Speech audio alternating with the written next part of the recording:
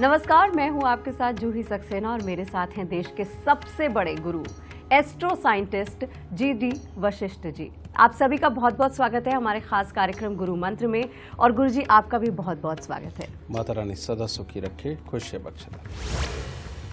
ये शो आपके घर, आपके परिवार, आपकी निजी जिंदगी में जितनी भी परेशानियां हैं उनकी पहचान करेगा और उनके निदान का अचूक रास्ता और उपाय बताएगा।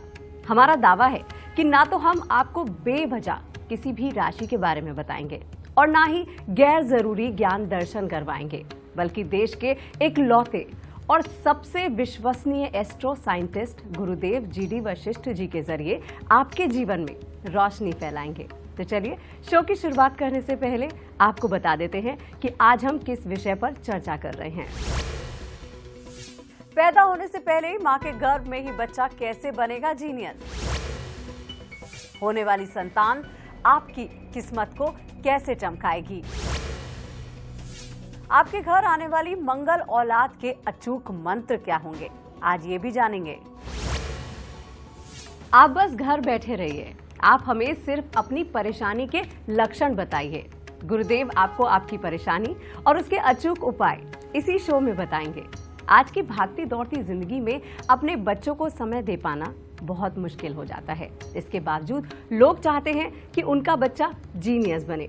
गुरुदेव, आपसे जानना चाहते हैं कि जब गर्भ में बच्चा आता है तब से ही उसकी परवरिश शुरू हो जाती है। बेशक। तो गर्भ से लेकर जब वो पैदा होता है तो ऐसे कौन से लक्षण होते हैं जो हमें पता चले कि हमारा बच्चा जीनियस बनेगा या नहीं बनेगा? ये आपसे जानना चाहते हैं। बेटा, इसके लिए आप देखते हैं कि जब भी शादी होती है उसके लिए बहुत ही शुभ मुहूर्त निकाला जाता है।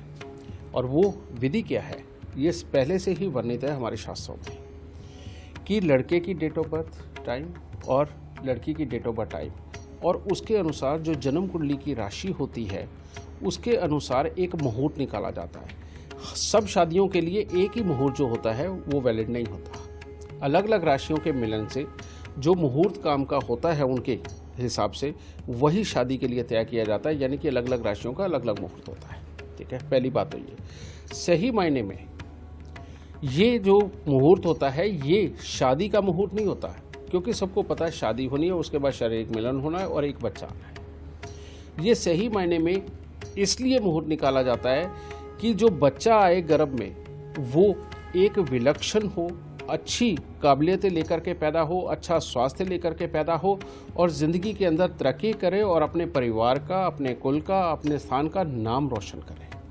मुहूर्त सही मायने में इस चीज़ के लिए निकाले जाते हैं। पहली बात तो ये है। और दूसरी बात, अब जब बच्चा माँ के गर्भ में आ गया उस वक्त में कई तरह की छोटी मोटी तकलीफ़ें आती हैं। उसके लिए बहुत ही अच्छी अच्छी चीज़ें हमारे शास्त्रों में बताई गई है कि गर्भ के अंदर बच्चे की रक्षा कैसे की जाए। सबसे पहले आपने देखा होगा कि जिस औरत ने भी गर्भ धारण किया है उसके लिए ख़ास तौर पे हिदायत होती है कि बहुत ज़्यादा जोश में नहीं आना, गुस्सा नहीं करना, अच्छी अच्छी बातें सोचनी है, भगवान का नाम लेना है। ये सब तो बताया जाता है। ये सब कुछ इसलिए बताया जाता है कि हमारा ब्लड सर्कुलेशन बहुत ज़्यादा फास्ट ना हो और धैर्य रहे। और जब तक आपका ब्लड प्रेशर फास्ट नहीं होगा तब तक बच्चे के ऊपर कोई भी बुरा इम्पैक्ट नहीं आएगा। ठीक है, ये चीज़। दूसरी बात, बच्चा गर्भ के अंदर है उसको एक अच्छी ऑक्सीजन चाहिए। माँ का जो खून है वो उसको पौष्टिक आहार पहुंचा सके, इस चीज़ की ताकत चाहिए। और बच्चे की हड्डियाँ, उसका मांस, उसका दिमागी विकास वो बहुत अच्छा हो, समझ गए। इसके लिए कुछ एक उपाय होते हैं जो माँ को ज़रूर करना चाहिए। और बच्चे को चाहिए क्या होता है? सबसे पहली बात, सबसे पहला बच्चे का दिमागी विकास बहुत उत्तम हो। बच्चे का दिमागी विकास करने के लिए हमें चंद्रदेव की एनर्जी की ज़रूरत पड़ती है। चंद्रदेव ऐसे है जो बच्चे को धैर्य और ज्ञान इन दोनों को विकसित करने की ताकत देते हैं। तो अब चंद्रदेव की एनर्जी कैसे जाए बच्चे तक, उसके लिए क्या किया जाता है? पीतल का बर्तन, यानी कि बृहस्पति का। पीतल के बर्तन के अंदर एक के अंदर हम दूध भर के और उसके ऊपर पीतल का ही ढक्कन रख के जहाँ पर भी जचा, यानी कि बच्चे की माँ सो रही है जिसने गर्भ धारण किया हुआ है, उसके कमरे के अंदर आप कहीं भी रख दीजिए। अब दूध जैसे जैसे पुराना होगा वो फटेगा, फट के उसमें से स्मेल आएगी। वो जो स्मेल है वो दूध की स्मेल है, यानी कि चंद्रमा की वस्तु के गुण उसके अंदर होंगे। अब वो स्मेल जैसे जैसे बच्चे की माँ सूंघेगी, वो जाएगी, तो चंद्रदेव की वही जो एनर्जी जो बच्चे तक पहुंचनी चाहिए वो ऑक्सीजन के ज़रिए बच्चे तक पहुंचती चली जाएगी। अब वो पहुंचेगी, बच्चे का दिमागी विकास बहुत अच्छा होगा। दूसरी चीज़ हमें क्या करनी है, एक वही पीतल का बर्तन यानी कि बृहस्पति का, वो लेकर के उसके अंदर शहद भरना है। शहद यानी कि मंगल, और मंगल का मतलब हमारे शरीर के अंदर दौड़ने वाला खून, समझ गए। उसको अच्छा रखने के लिए हमें मंगल की ये जो उसके अंदर से गुण की जो स्मेल आनी चाहिए, वो जब माँ सूंघेगी तो खून के अंदर अगर कोई छोटे मोटे विकार आ रहे हैं या बुरे माहौल में मान लो कहीं निकल गई और उसकी स्मेल से कोई जर्म्स वगैरह अंदर जा रहे हैं, उनको ख़त्म करने के लिए, उनके दुर्गुण को मिटाने के लिए हमें शहद की स्मेल बहुत अच्छी रहेगी जो पीतल के साथ मिला हुआ हो। पीतल क्यों? पीतल मैं आपको बता देता हूँ, हम बृहस्पति के बारे में बात कर रहे हैं, तो बृहस्पति ऑक्सीजन का कारक है। आपने देखा होगा कि वर्ल्ड में सबसे ज़्यादा ऑक्सीजन देने वाला पेड़ कौन सा है? पीपल का पेड़।